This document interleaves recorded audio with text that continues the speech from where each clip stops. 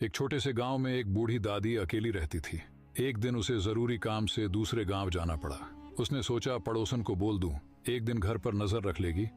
दादी अपनी पड़ोसन के पास गई और बोली, बेटा मैं आज बाहर जा रही हूँ, क्या तू मेरे घर की देखभाल कर लेगी? पड़ोसन बोली, हाँ माँ जी, आप बेझिझक जाइए, घर की चिंता मत करना।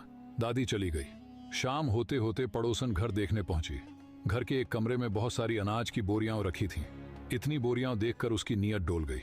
वो मन ही मन बोली, इतना सारा अनाज है, दादी को एक बोरी कम क्या पता चलेगा।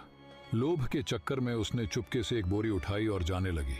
लेकिन जैसे ही दरवाजे से निकली, उसे लगा पीछे आंगन में बंधा दादी का छोटा बछड़ा जोर जोर से हंस रहा है। पहले उसने ध्यान नहीं दिया, सोचा शायद मेरा वहम है, और बोरी घर ले गई। शाम को दादी वापस आई। तभी पड़ोसन ने अजीब सा सवाल पूछा, माँ जी आपका बछड़ा हंसता है क्या?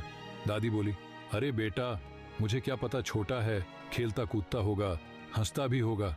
पर पड़ोसन के दिल में बात अटक गई। वो बछड़े के पास गई और बोली, आज दोपहर तू हंस रहा था? बछड़ा फिर खिलखिलाकर हंस पड़ा और बोला, हाँ हंस रहा था। वो चौंक गई, क्यों हंस रहे थे? बछड़ा बोला, पिछले जन्म में मैंने इस दादी से 400 रुपए उधार लिए थे, दे सकता था, पर मेरी भी नीयत गड़बड़ा गई थी।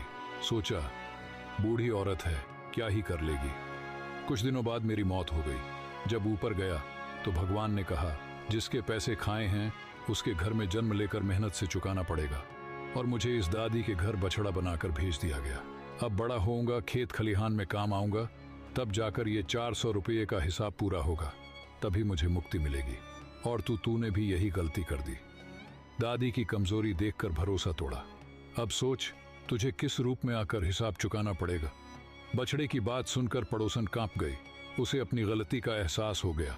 वो दौड़कर दादी के पैरों में गिर गई और रोते हुए बोली, माँ जी मुझसे बहुत बड़ी गलती हो गई, मुझे माफ कर दो। दादी ने उसे उठाया और बोली, बेटा गलती हर किसी से होती है, पर अच्छी बात यह है कि तूने उसे मान लिया। धीरे धीरे करके उस बोरी का पैसा दे देना मेरे लिए वही काफी है। दोस्तों, कहानी भले कल्पना हो, पर बात बिल्कुल सच है। किसी का हक छीनोगे तो इस जन्म में नहीं तो अगले जन्म में हिसाब जरूर चुकाना पड़ेगा। कर्म कभी भी खाली नहीं जाता।